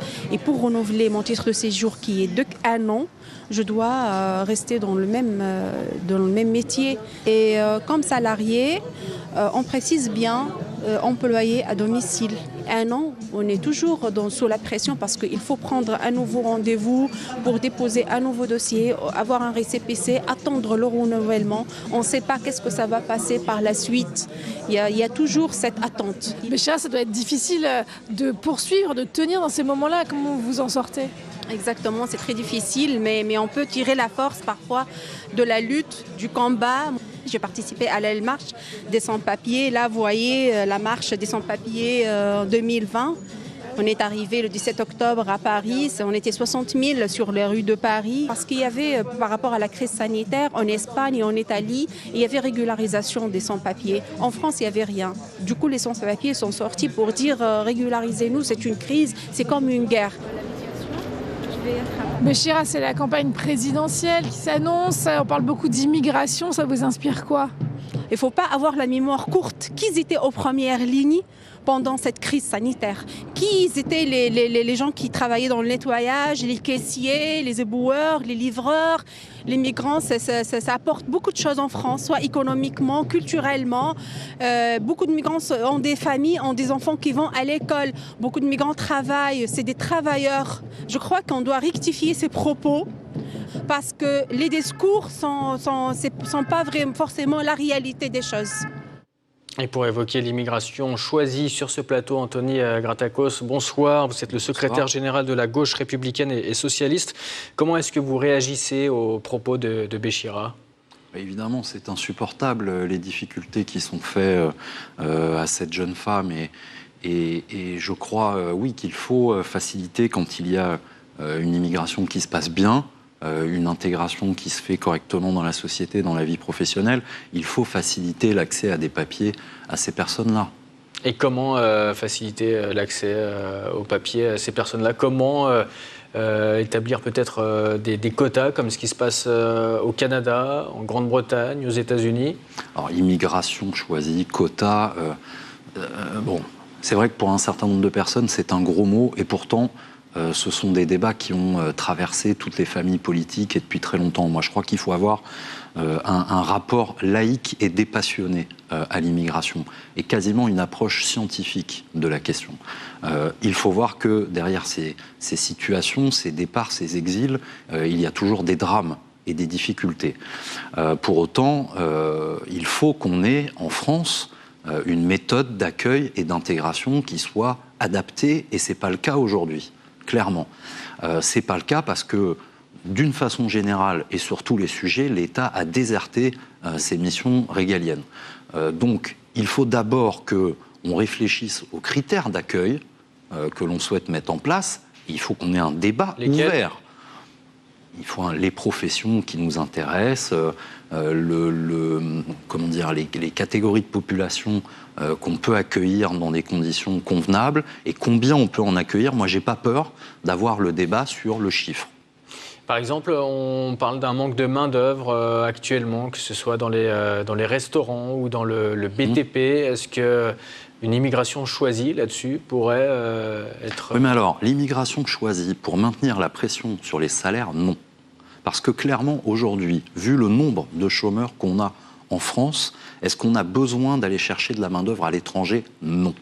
Le problème des secteurs où on ne trouve pas de salariés, c'est le problème du niveau des salaires. C'est que les salaires sont trop bas et les conditions de travail trop difficiles. Donc, commençons par augmenter les salaires dans ces secteurs comme la restauration ou le BTP, et on verra si on manque de main-d'œuvre ou pas. Mais quand on a plusieurs millions de chômeurs, on n'a pas besoin d'aller chercher des gens à l'étranger. Et pour les cerveaux, on parle de fuite de cerveau. Est-ce qu'il faut aller chercher des personnes, des étrangers capables... Alors, il y en a beaucoup, j'ai plus le chiffre en tête, mais énormément d'étudiants étrangers viennent travailler en France. On leur a là scandaleusement augmenté les frais d'inscription à l'université. Au contraire, si on veut faire venir plus de cerveaux, comme vous dites, il faut faciliter leur arrivée sur le territoire. Et ce sont des personnes qui n'ont pas vocation à rester très longtemps d'ailleurs. En général, ils repartent quelques années après la fin de leurs études. Pour autant, ils enrichissent notre savoir-faire, ils enrichissent notre milieu scolaire. Oui, il est dramatique que des étudiants français partent aujourd'hui aux États-Unis, en Inde ou dans des pays du nord de l'Europe parce qu'ils vont être mieux payés pour pouvoir appliquer ce qu'on leur a appris en France. Et là encore, c'est la question des salaires. La situation des chercheurs, par exemple en France, est dramatique. Le niveau de leur salaire est désespérant. Et je comprends qu'à un moment, quand on a passé autant d'années à étudier, on a envie de gagner correctement sa vie. Et quand on est invité par des grandes entreprises ou des grands laboratoires étrangers avec logement, voiture, etc., accueil de la famille, prise en charge des enfants en milieu scolaire, je comprends qu'on soit intéressé pour quitter le pays.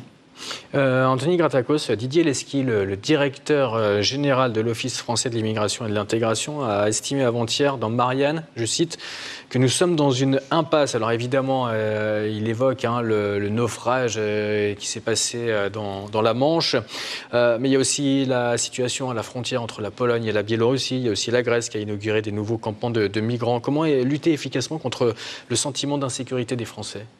Ouais. Alors, c'est compliqué de faire le lien. Vous faites un lien direct entre immigration et insécurité. Bon. C'est ce qu'il y a dans la campagne. Oui, non mais prenez n'importe quel enfant dans n'importe quelle partie du monde. Mettez-le dans un milieu aisé. Il évoluera bien et il s'en sortira bien. Prenez n'importe quel enfant de n'importe quelle partie du monde et mettez-le dans un milieu défavorisé et forcément, il aura des problèmes.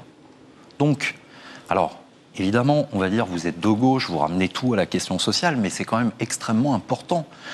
On ne parle pas, je veux bien qu'on parle d'insécurité, mais est-ce qu'on parle de la ghettoisation de ces populations en France ? Est-ce qu'on parle de leur situation, par exemple, scolaire ? Le lycée le mieux doté de Seine-Saint-Denis est moins bien doté que le lycée le moins bien doté de Paris. Est-ce normal ? Est-ce qu'il est normal, vous me parlez d'insécurité, est-ce qu'il est normal que les effectifs de police aient baissé ? Est-ce qu'il est normal qu'on ait fermé des tribunaux ? Est-ce qu'il est normal qu'on ait cessé de supprimer des fonctionnaires dans tous les services de l'État ? Qu'on ait fait disparaître en milieu scolaire les maîtres E, les maîtres Z, les infirmières, les psychologues ? Est-ce qu'il est normal qu'on ait supprimé l'accompagnement en prison des gens qui en sortent ? Sous prétexte de maîtriser les budgets. Mais le résultat, il est là.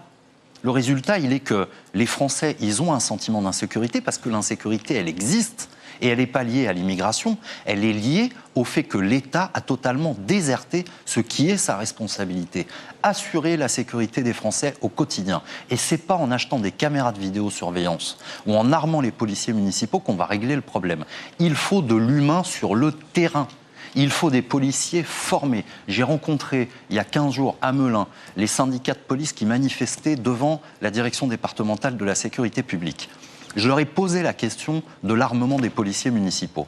Et ils m'ont dit, mais monsieur Gratakos, on n'a pas le temps, nous, de nous former correctement. Alors, évidemment, ils ont un uniforme, ils sont en danger. Il faut qu'ils puissent être armés. Je ne suis pas d'accord avec ça, mais c'était leur point de vue. Mais nous-mêmes, on n'a pas le temps de nous former. Et vous ne pensez pas qu'il y a un problème, là ? Des membres de la police nationale, des syndicalistes, qui expliquent qu'ils n'ont pas le temps de pouvoir se former à leur mission ? Donc, on a un problème global de défaillance de l'État. De l'immigration choisie avec Emmanuel Macron, qui a exhorté jeudi dernier, lors de sa conférence de presse face aux journalistes, à organiser l'immigration choisie entre l'Europe et l'Afrique. Comment est-ce que vous avez accueilli cette déclaration ? Pourquoi pas ? Pourquoi pas ? Mais il faut mettre le débat sur la table, il faut dire quand, il faut dire combien, il faut dire quoi, et il faut dire pourquoi, et il faut l'expliquer à la fois aux populations là-bas et au peuple français ici. Merci Anthony Gratakos d'avoir répondu à nos questions. Je rappelle que vous êtes le secrétaire général de la gauche républicaine et socialiste. Après le non à l'indépendance, place à la transition en Nouvelle-Calédonie. Ce troisième et dernier référendum a été remporté par les pro-France avec plus de 96% des voix. Les indépendantistes avaient eux appelé à ne pas aller voter. Ils ne reconnaissent d'ailleurs pas ce résultat. Aujourd'hui, l'ensemble de la classe politique a pourtant salué le refus de l'indépendance, à l'exception de Jean-Luc Mélenchon, le leader de la France insoumise, qui juge ce résultat illégitime. Et de son côté, le président de la commission de contrôle, Francis Lamy, estime que cette abstention n'affecte pas la régularité ni la sincérité du scrutin. Amaya Soublet. C'est un résultat contesté par les indépendantistes, mais qui en dit pourtant long sur le souhait des Calédoniens. Ce dimanche, l'archipel a voté le troisième référendum prévu dans l'accord de Nouméa. Un accord signé en 1998 qui avait pour volonté de transférer certaines compétences à l'archipel et de lui permettre de se prononcer sur son indépendance. Mais aujourd'hui, 96% des habitants ne semblent pas en accord avec cette possibilité. On a gagné, ça fait 20 ans qu'on attend de sortir de cet accord. Les Calédoniens ont décidé par 3 fois de rester français. Cette victoire, elle est belle. C'est la fin de l'accord Nouméa. C'est le début de quelque chose de nouveau dans la République française. Je suis fière que les Calédoniens soient mobilisés. Si la plupart des Calédoniens ont refusé leur émancipation, les indépendantistes menés par Roch Wamitan contestent ce résultat. Ils appelaient depuis plusieurs jours leurs partisans au boycott de cet ultime vote. Une demande largement respectée puisque seulement 3,5% des indépendantistes se sont rendus aux urnes. Pour Roch Wamitan, la légitimité de ce référendum est largement remise en question. Pour nous, ce n'est pas le 3e référendum. Nous considérons qu'en termes de légitimité juridique et politique, il n'y a que 2 référendums, 2018 et 2020. Celui-là, c'est le référendum de l'État français et de ses soutiens en Nouvelle-Calédonie, pas le nôtre. Nous viendrons aux discussions avec la personne qui va sortir des urnes de la prochaine présidentielle. Nous attendrons le prochain. Si c'est Emmanuel Macron, nous allons continuer à discuter. Ce résultat, qui ne fait pas l'unanimité sur l'archipel, divise également en métropole. Ce n'est pas avec une attitude agressive et en faisant de la politicaille qu'on va régler un problème qui dure depuis que la France a débarqué en Nouvelle-Calédonie et s'y est installée. Nous avons impérativement besoin de l'accord de tous pour avoir la paix. Aujourd'hui, nous sommes revenus à la case départ, c'est-à-dire celle dans laquelle on était en 1987. Les indépendantistes ne reconnaissent pas un résultat, donc ne reconnaissent pas la légitimité du pouvoir. 3 fois, nos compatriotes de Nouvelle-Calédonie ont voté et 3 fois, ils ont choisi la France. Superbe nouvelle pour notre patrie, pour une France mondiale, grande, libre et puissante. Les discussions avec le gouvernement français sont désormais au point mort, avant qu'un nouveau président de la République soit élu au printemps prochain. Une période de transition de 18 mois s'ouvre pour la Nouvelle-Calédonie. Son nouveau statut devra être décidé en 2023. Là encore, via un référendum. En Turquie, nouvelle manifestation contre la pauvreté pour dénoncer une hausse des prix de 20% cette année, alors que la monnaie locale a perdu 40% de sa valeur. Walid Benani. Marée rouge dans le centre de la capitale turque. Employés d'usines, du secteur du textile ou encore des fonctionnaires ont défilé côte à côte pour réclamer une nette amélioration de leurs conditions de vie dans un pays au coût devenu trop élevé. On se sent mal, c'est une telle pression psychologique. On n'a plus les moyens de s'occuper de nos foyers, de nos enfants. S'il vous plaît, qu'on nous entende. Qu'est-ce que l'on va devenir? Va-t-il falloir voler? Se battre? On ne s'en sort plus. Nous sommes 2 à travailler dans mon foyer. Un salaire sert au loyer et le second sert à payer les factures d'électricité, de gaz et d'eau. C'est vraiment dur de s'en sortir actuellement. Fatigué des hausses de prix et de la vie chère, trop c'est trop, peut-on lire sur cette pancarte, avec des ménages les plus modestes confrontés à une faible valeur de la monnaie locale. À l'heure actuelle, la livre turque est à un bas niveau comparé à l'euro et au dollar, avantageant ainsi les exportations. Sauf que la Turquie est très dépendante aux importations, notamment du gaz, du pétrole ou encore du charbon. Les fameux produits de première nécessité augmentent donc et ces dernières semaines, les habitants se ruent vers les épiceries à bas prix et les bureaux de change. Je suis à la retraite et je n'arrive pas à joindre les 2 bouts. Et parce que je n'arrive pas à joindre les 2 bouts, qu'est-ce que je fais? Les gens sont obligés de venir ici acheter du pain bon marché. Nous avons acheté une maison. Le dollar est en train de monter. Il ne nous reste qu'un peu d'argent et avec ça, j'achète des dollars pour pouvoir payer mes dettes. Un sentiment de panique face à un gouvernement intransigeant. Le président Recep Tayyip Erdogan a martelé ces derniers jours vouloir soutenir plus que jamais la production Made in Turquie par un plan, je cite, risqué mais correct. Nous serons toujours là pour les producteurs et les employeurs avec des taux d'intérêt bas. Nous commençons à appliquer des précautions pour protéger les travailleurs contre l'inflation. La Turquie a maintenant abandonné la politique monétaire basée sur des taux d'intérêt élevés qui ont fait stagner plusieurs pays en développement. Des manifestants plusieurs fois aux prises avec la police et qui ont réclamé également une augmentation du salaire minimum. Recep Tayyip Erdogan a confirmé une prochaine revalorisation à un niveau qui compensera les pertes, selon ses mots. Dans le reste de l'actualité internationale, la visite du Premier ministre israélien aux Émirats arabes unis. Naftali Bennett est le premier chef de gouvernement israélien à se rendre à Abu Dhabi, un déplacement rendu possible après la normalisation des relations entre les 2 pays il y a plus d'1 an. Robin Puel. C'est une rencontre historique pour la diplomatie au Moyen-Orient. Naftali Bennett est arrivé dimanche soir à Abu Dhabi pour la première visite d'un Premier ministre israélien aux Émirats arabes unis. Bennett s'entretient dans la journée avec l'homme fort de la monarchie du Golfe, le prince héritier Mohamed Ben Zayed Al Nahyan. Au programme, des discussions sur différents sujets pour renforcer la coopération entre les deux pays. Nous allons discuter des moyens d'approfondir notre coopération dans un certain nombre de domaines, notamment le renforcement de nos liens économiques et commerciaux. Un an seulement après la normalisation de nos relations, nous avons déjà pu constater l'extraordinaire potentiel du partenariat entre Israël et les Émirats arabes unis, et ce n'est que le début. Cette visite intervient alors que les Émirats arabes unis et l'État hébreu ont normalisé leurs relations le 15 septembre 2020. Fin juin, le chef de la diplomatie israélienne, Yair Lapid, avait inauguré à Abu Dhabi la première ambassade d'Israël dans le Golfe, ainsi qu'un consulat à Dubaï lors d'une visite officielle inédite.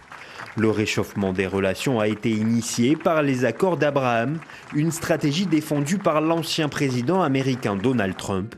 En plus des Émirats arabes unis, Israël a signé des accords similaires avec le Maroc et le Soudan. Et c'est la fin de cette émission. Rendez-vous dès 20h demain. D'ici là, n'oubliez pas de réagir, de commenter, de poser vos questions sur le Telegram d'RT France. Prochain point sur l'actualité dans une trentaine de minutes avec Pierre Pissavi, Hiverno. Très bonne soirée sur RT France. Bye bye.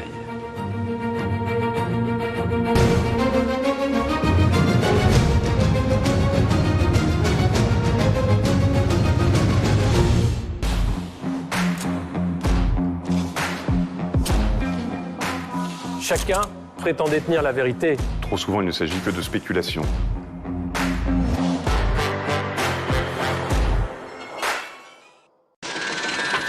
Nous faisons tout pour être plus efficaces. Nos transactions deviennent de plus en plus rapides.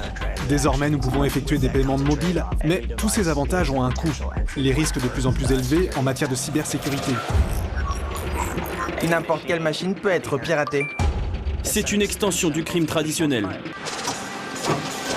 Les systèmes de sécurité ont toujours une longueur de retard par rapport aux agresseurs. L'accès à la caméra à n'importe quel moment, l'accès aux SMS et aux applications. La question n'est pas de savoir si cela se produit, mais de savoir quand cela va se produire.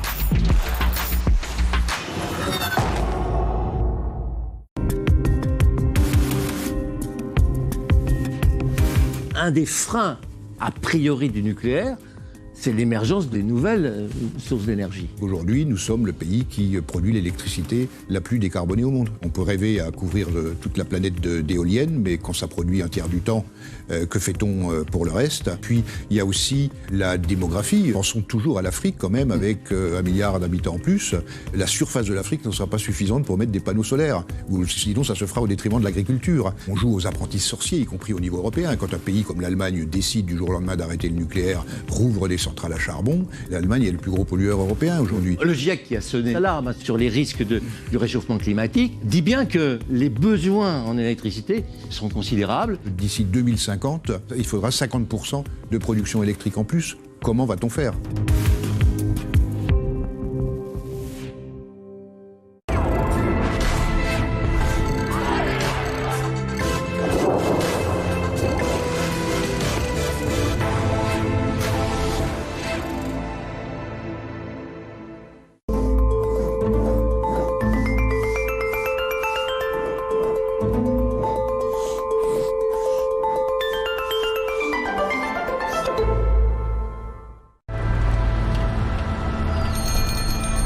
En Inde, il n'existe pas de statistiques officielles sur les enfants perdus ou séparés de leurs parents.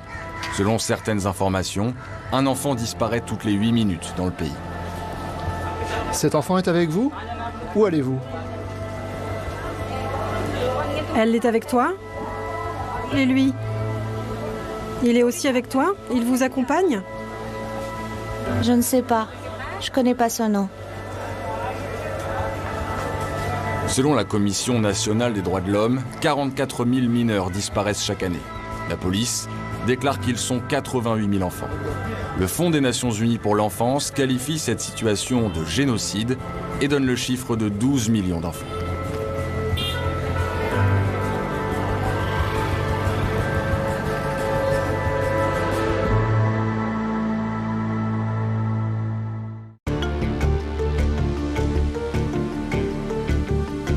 Le maintien de l'ordre, une doctrine qui est à la fois saluée dans le monde. On entend souvent parler d'excellence française. Elle est aussi critiquée ces dernières années. Quand on observe le maintien de l'ordre en France au cours du XXe siècle et début du XXIe, il y a extrêmement peu de victimes, même si un mort au maintien de l'ordre est une catastrophe et tout à fait déplorable. On a vu des personnes gravement blessées. On a entendu aussi le terme violence policière. Ce débat sur les violences policières, est-ce qu'il a toujours existé ? Il a toujours existé. Pour la première grande manifestation parisienne du 6 février 1934, on a même pu craindre la disparition de la toute jeune garde républicaine mobile, tant la presse s'était déchaînée sur ce qui était réellement le noyau dur du dispositif de maintien d'ordre à l'époque.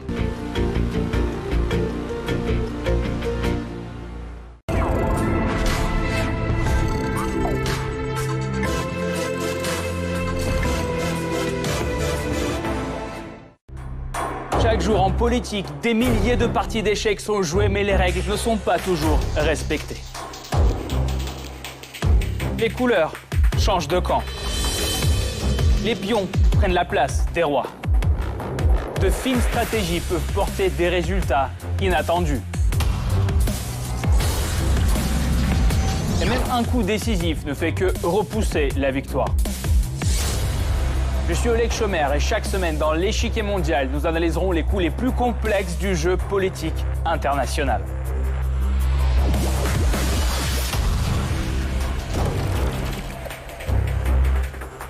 À bientôt sur RT France. Bonjour, bienvenue dans C'est Cash, une émission que vous pourrez regarder à la place d'aller en boîte ou entre deux tests Covid. C'est au choix.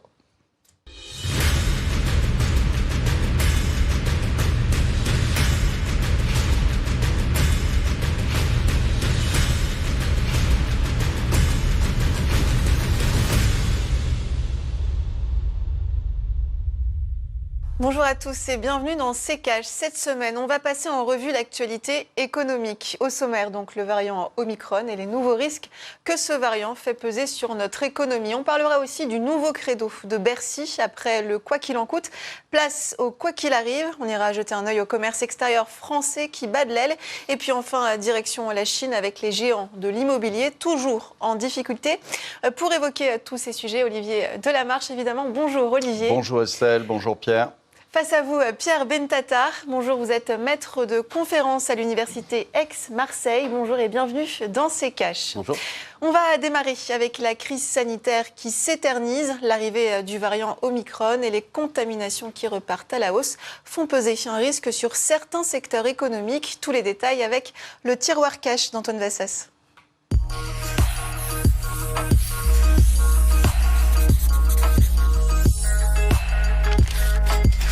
Quand il n'y en a plus, il y en a encore. Ce n'est pas une première, mais une fois de plus, alors que l'on pensait en avoir fini avec le Covid, le voilà de retour avec un variant au doux nom de Omicron. Les contaminations sont reparties à la hausse et les inquiétudes pour l'économie aussi.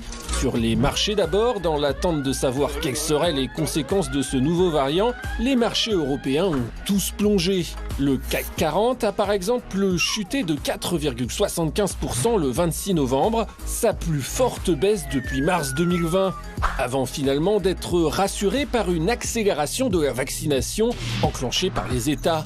En France, à l'approche des fêtes de fin d'année, période charnière pour de nombreux secteurs, beaucoup craignent un retour des restrictions et des difficultés. Mais le ministre de l'économie, Bruno Le Maire, est venu rassurer tout le monde. Non, Omicron n'aura pas d'impact sur la croissance française. Bon, on se méfiera quand même parce que début 2020, il avait évalué l'impact du Covid à 0,1% de croissance en moins, avec le résultat final que l'on connaît. Mais bon, à cette époque, on ne savait pas grand-chose de ce qui nous attendait. Bruno Le Maire a en tout cas répété face aux inquiétudes que de toute façon, le quoi qu'il en coûte, c'était fini. Place maintenant au quoi qu'il arrive. Quelle différence ? Eh bien cette fois, les aides seraient ciblées, étudiées au cas par cas en fonction des secteurs d'activité. En somme, ce que beaucoup d'économistes avaient réclamé dès le début de la pandémie, afin d'éviter de se retrouver avec des entreprises privées perfusées ad vitam aeternam par l'État. Cela pourrait également s'accompagner d'un report du remboursement des PGE, les prêts garantis par l'État. déjà repoussé plusieurs fois. L'État consentirait à attendre 6 mois de plus, à moins qu'un nouveau variant Pi ou Sigma ne l'oblige à les repousser encore et encore et encore.